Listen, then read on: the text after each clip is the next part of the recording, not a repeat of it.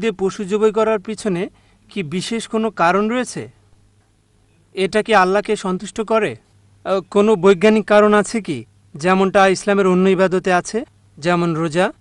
ভাই, আপনি এখানে প্রশ্ন করলেন যে কেন, যুক্তিটা কি প্রাণী বকরি ঈদে জবাই করার, আর এটা কি আল্লাহকে সন্তুষ্ট করে?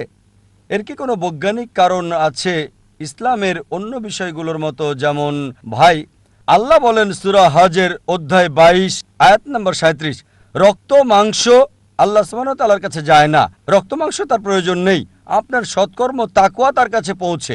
তাই আমরা প্রাণী জবাই করি রক্ত মাংসের জন্য নয়, আল্লাহর উদ্দেশ্যে। অন্যান্য ধর্মেও এমনই হয়, অন্য ধর্মে ছাগল জবাই করে ঈশ্বরের জন্য আর মূর্তির সামনে রাখা হয়।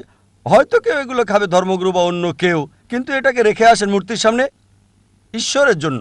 কোরআন বলছে সূরা আনাম অধ্যায় 6 আয়াত নম্বর 14, আল্লাহ সুবহানাহু ওয়া তাআলা তিনি সবাইকে খাওয়ান, তার খাবারের প্রয়োজন নাই। তাই যখন আমরা প্রাণী জবাই করি, মনে করি না যে রক্ত মাংস আল্লাহর কাছে যায়।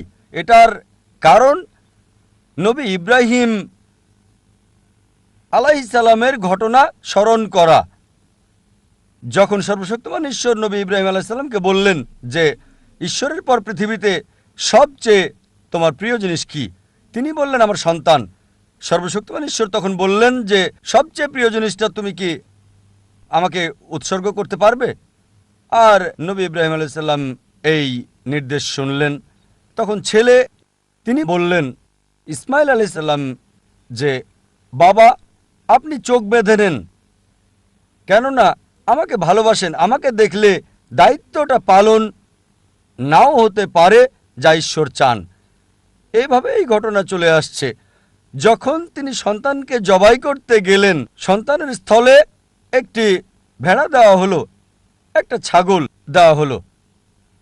সেটাকে স্মরণ করতেই আমরা বকরি ঈদ উদযাপন করে থাকি।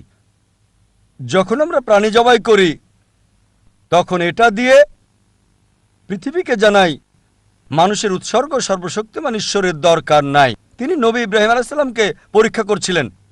এমন না যে নবী ইব্রাহিম পাশ করবে না ফেল করবে, তিনি জানতেন না। তিনি ভালোভাবে এটা জানতেন যে আমার নবী ইব্রাহিম পরীক্ষায় পাশ করতে পারবে। এটা আমাদের স্মরণ করিয়ে দেয় মানুষ উৎসর্গ করা নিষিদ্ধ। এমনকি এখনো, বিশেষ করে আমাদের এই দেশে ইন্ডিয়াতে, প্রতিদিন মানুষকে উৎসর্গ করা হচ্ছে ঈশ্বরের নামে, যা একেবারে নিষিদ্ধ।